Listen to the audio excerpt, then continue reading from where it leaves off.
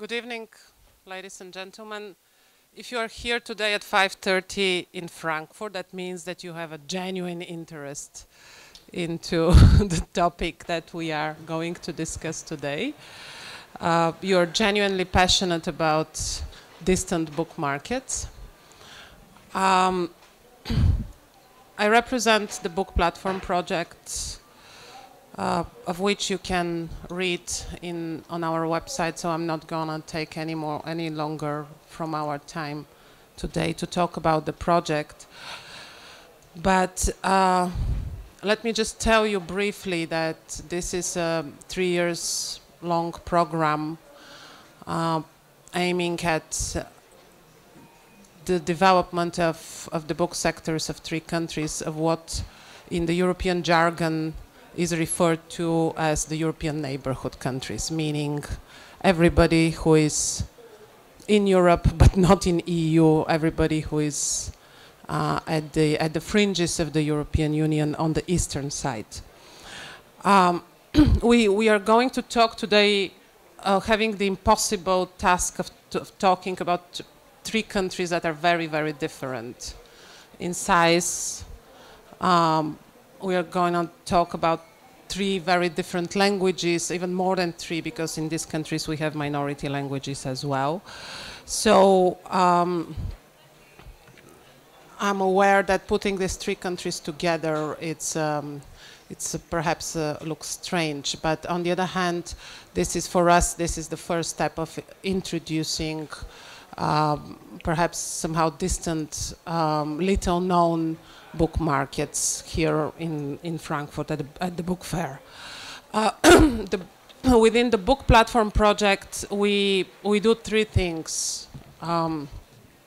We help the book sectors of these countries to get to know better where they stand, so to get to know better their situation in terms of the book business, in terms of translations, and in terms of readership. So we cover these 3 issues. We also, within the program, we also try to help the publishing sectors in the countries getting new skills and new knowledges to face the challenges of the future that are common both in Armenia and in Germany, perhaps. Although in Armenia they have some additional ones, and we're gonna hear about that, I guess. And the third thing that we are doing is assisting the countries in getting more international, in finding allies or perhaps enemies with professionals, with colleagues abroad within the European Union. So we are facilitating this international contacts as much as we can. The studies that you can find over there, please take a free copy. Some of them are in English only, some of them are bilingual, so you can practice your Georgian and Armenian and Ukrainian. The studies are very rich of data, and in a second we're gonna hear an overview of the publishing book market aspect of this data, but we also have studies on translation flows and on reading. But as we know, statistics is one thing, interpretation of statistics or real life is another thing. So our aim today is to give a little bit of flash to the numbers we will hear. Let me give the floor first to Rüdiger Wischenbart, who is a consultant, the publishing consultant of the book platform project. He has been hired to guide and monitor the execution of the publishing studies. He's the founder and owner of a consultancy company based in Vienna, formerly with Frankfurt Book Fair. Rüdiger will give us, he has even more impossible job to run through some basic numbers and give an overview of the situation as seen from outside, so to speak. So Rüdiger, please.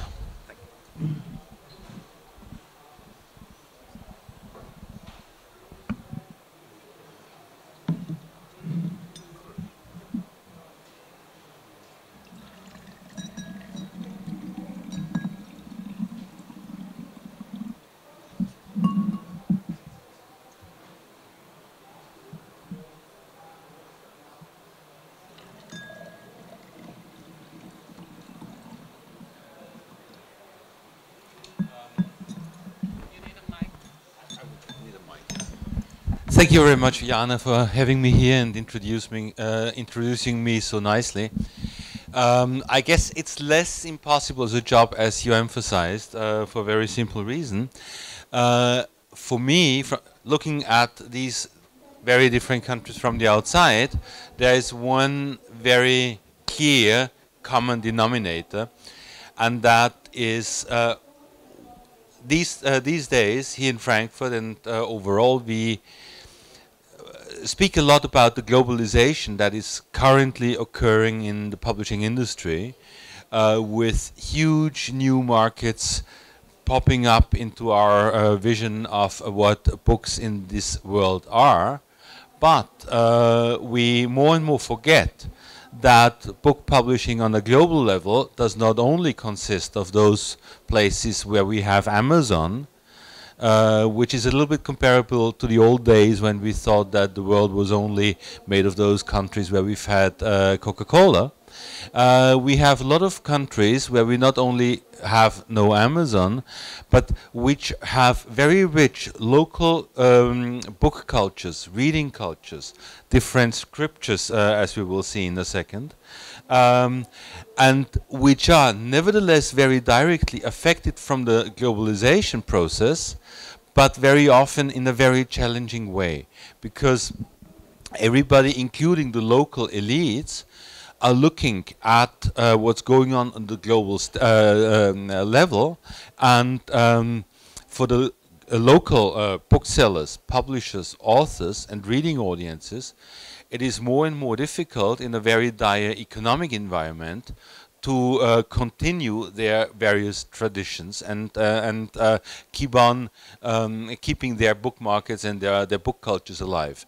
And I guess these three countries are very, very good examples to narrow down and understand more about that kind of diversity that we have, and which is not in a very easy situation, as we will see in a second. As Yana said, the reports are very much revolving around numbers, because we thought it makes a lot of sense not just to have anecdotal evidence on the riches of what's going on in literature, say in Armenia, in Georgia, or in the Ukraine, but really also to have an assessment of the forces that characterize the market. So we start with Armenia, and just pay a little bit attention to the different scriptures also, because they are already one thing that keep those countries very clearly apart. Armenia is a small country of 3.3 million people, independent only for 2 decades, and with a GDP of around $5,000, certainly not one of the wealthiest countries on the planet. What you see on the right side is, for each of these countries, how directly the recent political and economic developments have affected the book culture. In most of these, in all three countries, you have had a very high degree of book presence, many titles published every year, until the end of the Soviet Union times, so until 1990, 1991. And then suddenly the whole thing crashed, and you see here, from 10 million copies of books sold, distributed in Soviet times per year, down to 500,000, and we are now quite happy to see that this has been growing again to 1.2 million in 2010, but that shows you the staggering journey that a book market has to go through. We will see here in a chart a more visual representation of this, and when you think and keep your mind traveling across the main political events, you will see that each political event, crisis, wars with neighbors, etc., has its impact on the book industry, and at the same time, also the crisis of 2008 was hitting those countries particularly strongly. At the same time, despite these dire straits, we see that each of these countries has pursued a path of integration into modern, contemporary international standards by subscribing, by becoming members of all the various professional international organizations, by adopting the ISBN system, by signing all the copyright agreements, and so becoming a partner for the international book industry and book culture. One more thing that characterizes all three countries is that most of the market is driven by very small businesses, both in publishing and in bookselling. But at the same time, a few major local players own roughly half of the market. That's a general picture that we can repeat here in Georgia.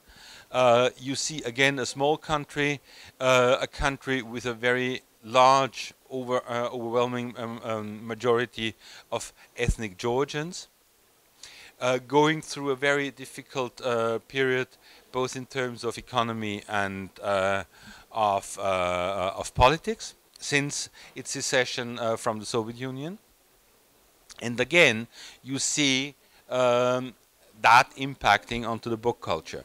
But at the same time, Georgia has one huge difference as compared to Armenia. It's called the Caucasian tiger. It's one of the lesser known emerging markets, and again that is reflected in a quite continuous and substantial growth in titles produced, in books sold, and that is not a very easy task, because look here on the red columns, which represent the average print run, and having a publishing industry based on titles that on average cannot sell more than 800 or 700 titles is a very difficult task indeed. So, as I said already in Armenia, in Georgia we have very many small entities, and both in publishing and in retail, but we also see a government that tries to boost the book sector by investing in textbooks, in educational publishing, and that's in Georgia, as in all the other emerging economies, very closely connected to the overall economic development. The Ukraine, by contrast, is a very big country with 45 million people, but the Ukraine is insofar in a largely different situation from the others, as it has a very strong neighbor and a very strong Russian-speaking population. And we could see that the two markets, the Ukrainian and the Russian markets, are two really distinct entities. The study here focuses entirely on the Ukrainian side, but we see a huge influence coming from imports from Russia. Again, by the new titles, you see a growing number of new titles published every year, but the overall number of books sold remains roughly at the same level, which means that for each title it is more and more difficult for the publisher to find an audience, which again is a very harsh context. What we also try to understand for each country in these three studies is the balance between the normal trade publishing, meaning fiction, non-fiction, children's books, the amount of textbooks, which is very important in most markets here and very closely connected to the overall economic evolution, and also the role of foreign interactions, be it from the West or in the case of Ukraine from Russia. You have in Ukrainian retail a very large market share, controlled, owned by the largest Russian chain bookstores and publisher, Exmo, and by its Polish equivalent Empik. So these are markets which are not just like islands, but they are very strongly connected both locally, regionally, and internationally by now.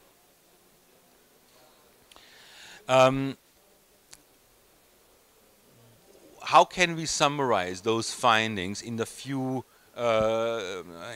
sentences? Number one, as I emphasized already, we can see how directly the complicated political and economic evolution over the past 2 decades have impacted directly on the book market.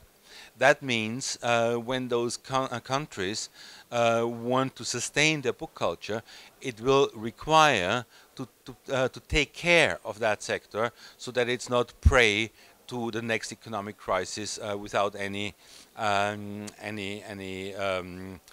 support or limitation.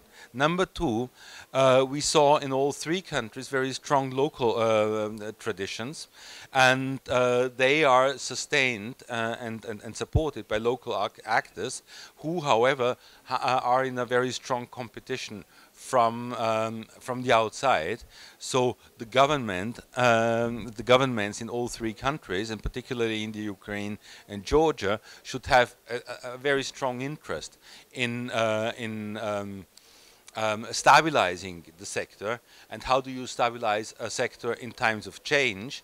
Obviously by investing in professional education, in adopting international standards, in seeing that the best minds of that industry can learn their job at the best international educational institutions. And the third key finding that we could have, that we could identify, is we have in each sector many very small entities owning the better part of the market, but at the same time we find a few strong local players. And I guess it's very important not just to focus on the many small entities, but also to keep those strong local actors strong, because they are like the pillars for the entire system. That was already what I wanted to do as an introduction, and for all the details please go back to and refer to the studies. Thank you very much. Thank you, Rüdiger. This was really a very short introduction into a complicated picture. I myself always dreamed of somebody inventing a new a terminology by which we can describe markets that are different from Germany, France, and the UK. A new terminology for talking about these markets that is honest to the local realities, so to say, because what the exercise, part of our exercise with the studies was to try to describe these sectors using concepts that we are quite familiar with from other markets, but these concepts very often do not work to honestly and genuinely describe the local realities. So that's why, apart from numbers, we also have real people, real publishers, real lovers of the book here at the panel. And I would like to start backwards from my furthest end with Zaza Shengelia, who is from Georgia. Zaza is the manager of international projects at Diogene Publishers in Georgia.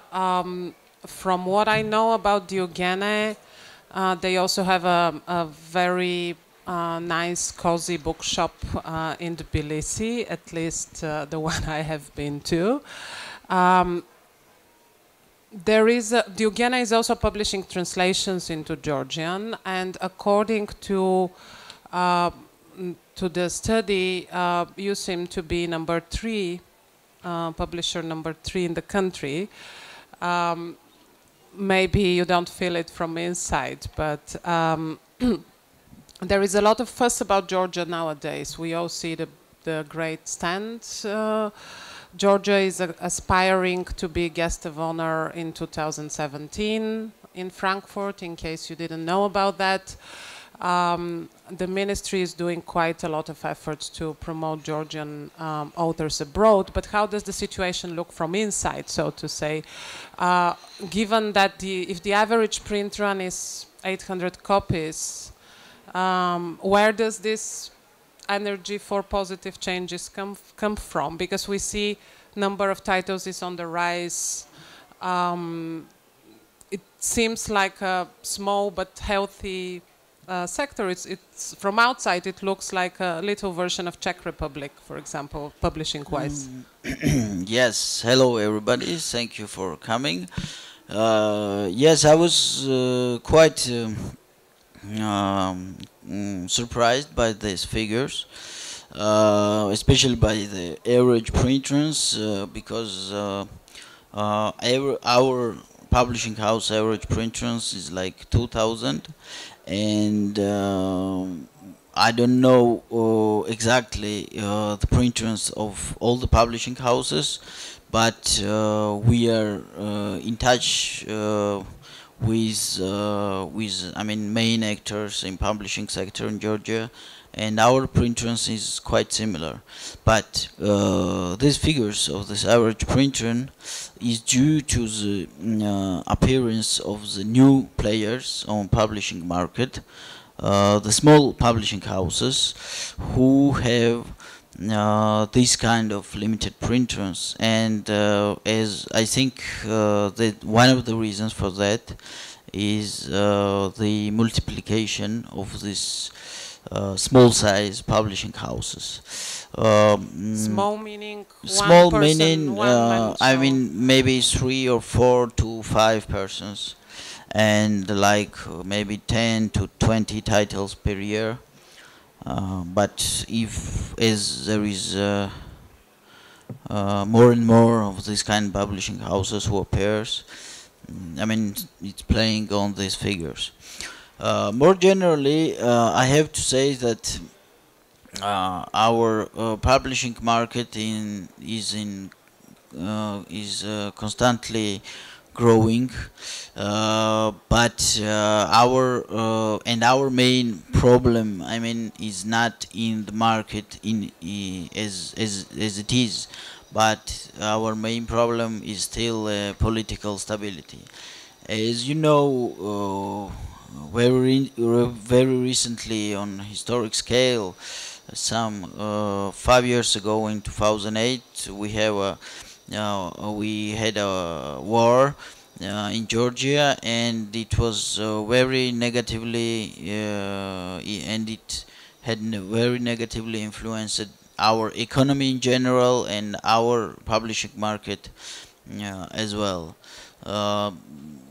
Despite that, I have to disagree on one point with Mr. Rüdiger concerning government's investitions in the publishing sector. I have to say that Georgian market is very liberal, and as a publisher, I have to say we are active in all the sectors of publishing, in textbooks, in fiction, children's books, and non-fiction, and there is no major subsidized or some other kind of help from government to publishing sector. The most thing we are expecting from government is the stability, to know where we are going, and the rest I think we can take charge. Thank you. Do you have any other question? Yeah, we'll do a second row afterwards. Okay. Well, that's that perhaps leads us to, if we speak about the role of governments in textbook publishing, but not only, maybe that's the right time to introduce our next panelist, who is Nerses Ter-Vardanyan, who is an advisor at the Ministry of Culture in Armenia. Armenia, just to go back to the numbers, very roughly speaking, looking at the numbers, it seems that the book market is very strongly dominated by the state, meaning that this 80% of the book market being textbooks, but also government-supported titles by the so-called Goszakaz, a term that is still in circulation in Armenia, by order of the state. So textbooks plus Goszakaz forms like 80% of the market, and the remaining 20% look quite intriguing from outside. The remaining 20%, a majority of that 20% is formed by reference books and scientific technical literature. Fiction rates like 3 or 4% only out of that 20, which makes really a very small percentage compared to other even neighboring countries. So it seems that there is a large role of the state being played in book publishing, and Nerses, as an advisor to the Ministry of Culture, I just want to ask you to comment on this and tell us more what is the vision of the state vis-a-vis the development of book publishing in the country. Thank you very much.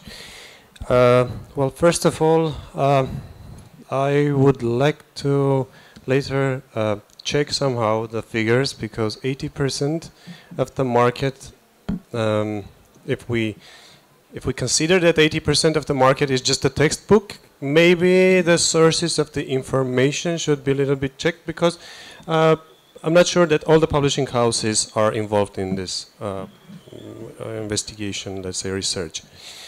The role of the government and the state order has some contradicting opinions among the publishers. Some of them say that with the state order, government somehow closes the ways that they would like to work, but at the same time they print books with the state order.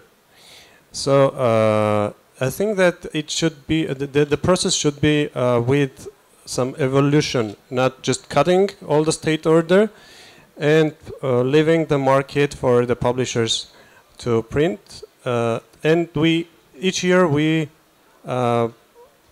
change little bit, because the program is not just a state order, but we also have the support program where the government supports the books with and not order all the copies.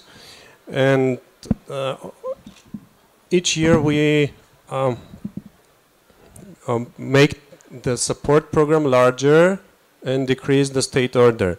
This is the way the government sees the development of the market.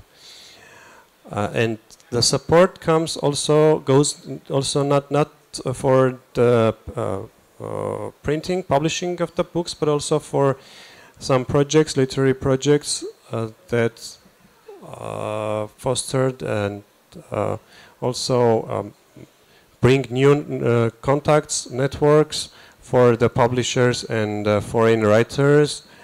And some of the results are here on the table, where when we invite the different writers from the world and then support the translation of their works into Armenian. And also one of the supporting ways was the organizing of the events of World Book Capital that was last year, and the process was not only for 2012, but it has started from 2010.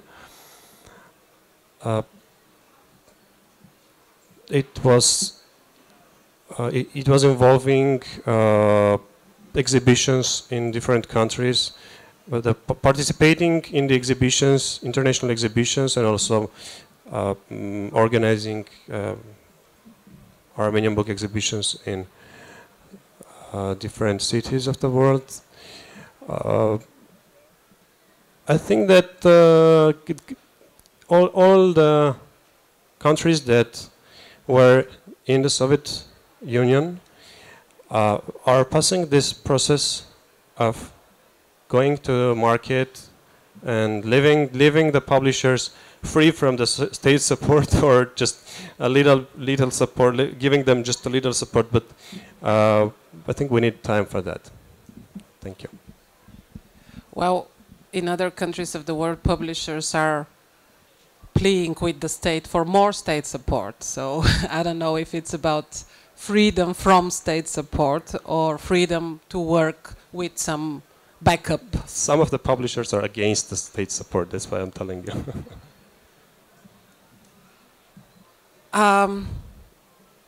Ukraine.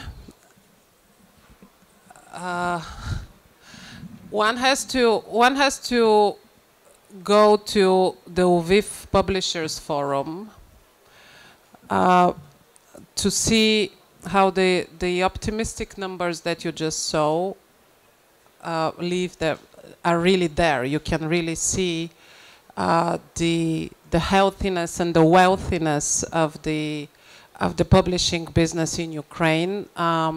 The amazing respect for the book and for the living authors, which for some of us coming from other countries is already a thing from the past. But in places like Lviv, at the book fair, one sees a real respect for the written word. Ukraine seems to be doing quite well, judging from the numbers. In terms of number of stable publishers who are big enough with a substantial number of titles produced annually, I guess for most of you, when you think of Ukraine, you also think of the few names that are being widely translated, few names from contemporary literature that are being widely translated into the big European languages. So Ukraine has a prominent presence in the big European languages, mainly with fewer names that they would want to, but still quite popular. At the same time, we see substantial domination of Russian language books. And Annetta, when we talk about Ukraine, I cannot refrain from raising that question. Annetta Antonenko is director of Calvaria Publishing Houses, a high-quality publisher from Kiev, doing also high-quality translations into Ukrainian. And they also have a not-for-profit branch called the Calvaria Foundation that is, on the other hand, dealing with promoting Ukrainian writings abroad without any state support, I have to say in brackets. So Russian books and Ukrainian language translations, how does that look from the perspective of a middle-sized publisher? If we read in the numbers that some 75% of the market is Russian books imported from Russia, where does the hope lie for quality Ukrainian publishers?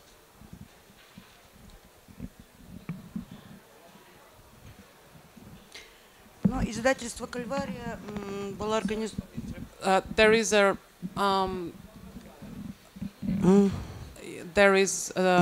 There are headphones for translation from Russian into English. Издательство «Calvaria» работает на этом рынке с 1991 года. Мы издаем книжки исключительно на украинском языке. И с самого начала это было направление современных украинских авторов. Позже, в 2000 году, добавились переводы на украинский язык лучших образцов иностранных изданий. Ну, я бы не хотела останавливаться только на вопросах Кальварии, а охватить более широко ситуацию в Украине. В Украине существует много средних издательств, которые издают от 10 до 20 книжек. Значит, и существуют игроки, серьезные игроки на издательском рынке. Это издательство «Фолио», издательство КСД, это клуб семейного досуга, это Бертесман. Значит, при такой ситуации во многих издательствах Украины существует издание как на русском, так и на украинском языке. Поэтому издательства, которые специализируются исключительно на украинском языке, находятся очень часто в проигрышной ситуации по тиражам.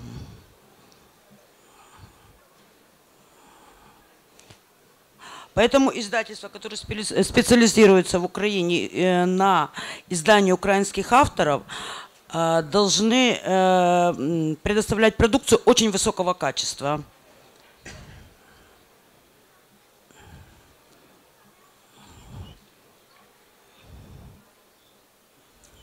То есть это должны быть самые лучшие украинские авторы.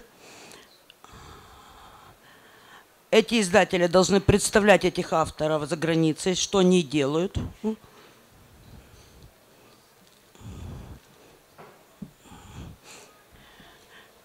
Точно так же эти издатели не могут себе позволить делать некачественные переводы на украинский язык.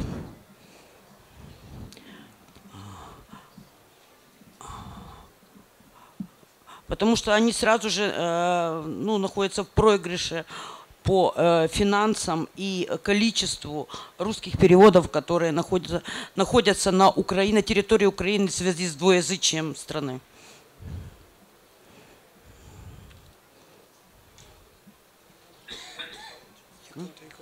Не мешает это. Кроме того, существует очень большая проблема еще, связанная с торговыми сетями в Украине. В Украине практически, кроме одной сети, которая тоже не является чисто украинской, это сеть, которая имеет основателей Австрию, это есть сети с русским капиталом, с капиталом с России. И в связи с этим практически всем понятно, что в магазинах этих сетей доминанту и лучшее положение имеют книжки на русском языке. Поэтому при такой ситуации украинские издатели оказываются достаточно в сложной финансовой ситуации, с финансовым положением. Я не могу сказать, что нам настолько плохо, чтобы плакать и говорить, что мы не будем издавать. Издательства практически не закрываются, только добавляются. У нас увеличивается количество небольших издательств. Добавляется большее количество издателей, которые издают фикшн, то есть современную украинскую литературу, которые обращают на это внимание. И за последних несколько лет сформировалась уже думаю, так до 10 издателей, которые постоянно посещают все центральные выставки в Европе. Это и Париж, это и Франкфурт, это и Лейпциг, и которые знают, как предлагать украинских авторов на той же выставке Франкфурта своим коллегам, как продавать своих авторов хорошо иностранным издателям. Ну и, естественно, появляются в этих продажах не только известные, там, скажем, имена, ну, к которым привыкла уже публика, появляются и молодые имена, нам удается продавать и молодых авторов. И, в принципе, я считаю, что это направление очень перспективное. Кроме того, если рассмотреть, какая у нас система государственной поддержки в Украине. Ну, скажем, у нас существует несколько программ. Одна программа – это программа Государственного комитета, которая имеет название «Украинская книга». Она ежегодно, ну, в зависимости, год на год не попадает, но можно считать так, это от 20 до 40 миллионов гривен, это где-то от 2 до 4 миллионов евро. В год выделяется для поддержки книг, которые предлагают украинские издатели. Участвуют в такой программе от 100 до 150, выигрывает от 100 до 150 издателей. Значит, книжки совершенно разные. Это и переводы, это и научно-популярные, это и современные украинские писатели. Значит, и вторая государственная программа – это программа Министерства культуры, пополнение фондов публичных библиотек. Значит, последних, если я не ошибаюсь, 2 года она уже более-менее действует стабильно, но суммы там достаточно разные. Значит, хотелось бы, конечно, чтобы вот как раз эта программа имела большую доминанту в Украине, потому что пополнение фондов библиотек очень слабо. Значит, ну, вот так вот общая картина. Я думаю, что есть еще будут вопросы другие, которые я смогу ответить. I have a quick question on something you said in the beginning, talking about bookshops and the foreign ownership of some of the book chains, foreign Russian ownership, I mean. Does that mean that there is a separation in bookselling in Ukraine? You have bookshops in which you go if you want to buy good Ukrainian book, and then there are other bookshops for Russian language books. Формально такого разделения нету. Но в магазинах, где хозяева с российским капиталом, украинские книги находятся в гетто. То есть это маленькие, очень маленькие полки. Это очень плохие условия для украинских издателей. Это очень плохая система расчетов. То есть нам постоянно должны, называется. Поэтому работать украинским издателям с такими сетями очень невыгодно. И многие средние издатели уходят с таких сетей, потому что отдавать свой товар и потом не получать ни денег, ни книжек, ну, никому не хочется, я думаю, все понимают, что это прямые убытки. В общем, но есть единая система, которая, ну, она небольшая. Это у нас есть такая сетка Calvaria, которая, она и вошла очень хорошо на Украину и хорошо работает с украинскими издателями. Ну, по крайней мере, я не слышала нареканий. И это единственная сетка, которая хорошо рассчитывается, потому что давно известно, что издать книжку – это вообще не проблема. Проблема получить свои деньги назад с магазинов, которые продают. Потому что все мы умеем прекрасно издавать книги. Потенциала у нас достаточно, практически в издательствах Украины все люди с высшими, а то есть с 2 высшими образованиями. И за 20 лет мы только лучше стали издавать книги. А вот получить свои деньги с продажи – это уже сложно. Thank you. Well, I guess the situation is not quite the same in Georgia or Armenia in terms of import of Russian books or other languages books. But I wonder, what is your view on that?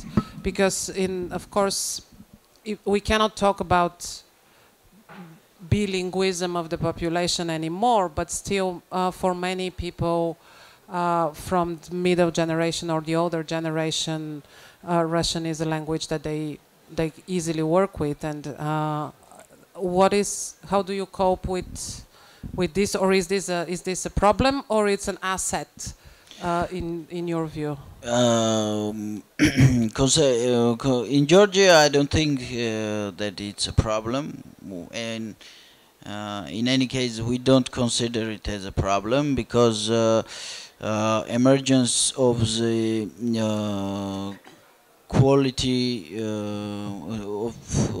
emergence of the new Georgian literature written in Georgian and of quality translations from diverse languages in Georgian makes Georgian readers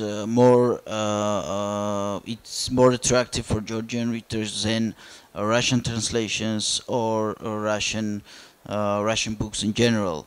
As every little market, we have a part of imported books in Georgian bookshops, but I have to say that there is no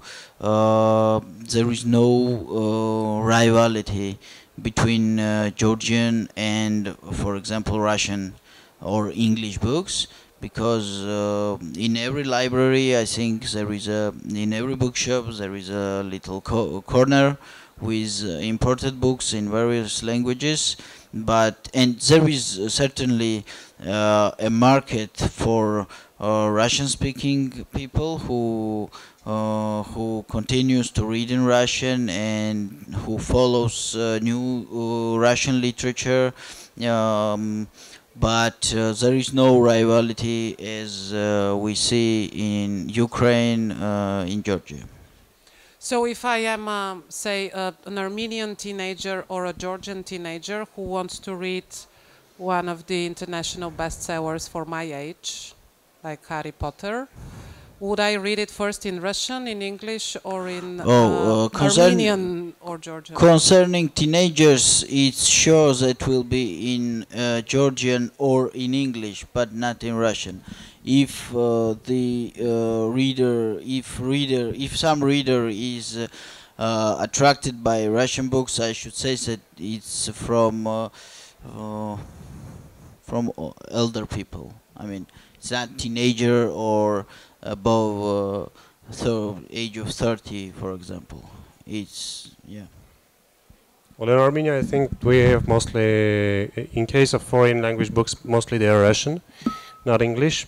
Well, it's in Georgian case, I think there is also some political reasons. In Armenia, we still have mostly Russian-speaking readers, Russian reading readers, if it is not Armenian. That's why it can happen that a child or a teenager or somebody can read it first in Russian and then in Armenian. But I don't see here any problem, because it has its negative and positive sides, of course. And we know the negative. The positive is that we go through a bigger market through a language that we know, first of all. And the negative is that, well, the prices of the books are depending, we all know, on the print runs. And the Russian book print runs are bigger and they are cheaper. That's why it is much more easier to buy a Russian language book, or let's say English language book, than a local where we have not more than 2,000 copies print run, let's say. Thank you. Yeah, I didn't want it to put so much stress on the Russian language, on the issue of Russian language publications, but we ended up talking about this anyway. We have 5 to 7 minutes to wrap this up, and I really want to, again, thanking the audience for staying so late today, to open up the floor for questions or comments that you have for our panelists today before we go and have some wine. But beforehand, please, it's your moment to comment or take a stance on any of the things that has been said. There is a microphone over there. Karasov, director of Publish House Znania. I not agree with some questions, some features what my colleague from Ukraine say. For a first, not complaint about the possibility to publish in Ukraine. I am sure that Ukrainian publishers have more copies, publish more copies than Armenian, Georgian or Estonian, of course. Why complain of this? Another things, in such sphere, not struggle between Russian and Ukrainian language, and Ukrainian language dominant in this sphere. I said about sphere of children's book. Russian-speaking parents bought previously Ukrainian children's book, and even Russian publisher publishing books for Ukrainian public, publishing it in Ukrainian, not in Russian. Agreed? Another things in higher education. For example, I previously published book for higher education. We published book previously in Ukraine, of course. Even university on the Russian region, like Crimea, the Donetsk university bought books in Ukrainian. In medical literature, for example, I published the same book, the same text published in Ukrainian and Russian. I have 2,000 in Ukrainian sell and only 1,000 difficulty in Russian. It's one thing. And another thing about, I agree with those things, about the perspectives. The last thing is Minister of Education, every pupil must study English language, it's must, first language, for the first form. And you have election, you have rights to election. The second language from fifth form, if you want, what, German or Russian. The situation is 70% of the parents decided to study, that their children study German, 70% German as second language. 15% Russian, like a second language, and 15% French, Spanish, and one school Italian. It's about the perspective of readers in Ukraine. Thank you. Thank you. Well, the issue of languages is always a sensitive one. But yes, we forgot German as a way of accessing information originally written in other languages. Any other? There is a question over there, please. Not really a question, just a piece of information. I actually work for an executive agency which implements the culture program of the European Commission, and we also fund literary translations. I just want to inform you that under the new Creative Europe program, we actually intend to open up to ENP countries. Of course, subject to the ENP countries acceding to the culture program or to the new Creative Europe program. But that would in fact mean that we would support translations from ENP countries into EU languages, but also the other way around. So I just wanted to offer this piece of information. It's subject to the countries acceding to the program, but it could be a real interesting opportunity to open up the markets. Thank you. This is a great news. If this, which reminds me, if we have somebody from the Commission here, reminds me, I forgot to say, the book platform project is funded by the European Commission, by the Europe 8, DG Europe 8, in the framework of what is called the European Neighborhood Policy, that is, roughly speaking, that is aiming at having good neighboring relations with the neighbors eastwards, that is towards the former Soviet Union, and also southwards towards the Arab-speaking countries. But yeah, this is really, if the culture program is going to open up towards non-EU neighbors as well, this is a great news. We at Next Page have been lobbying for this for years. So, yeah, okay, great. We'll see what will happen.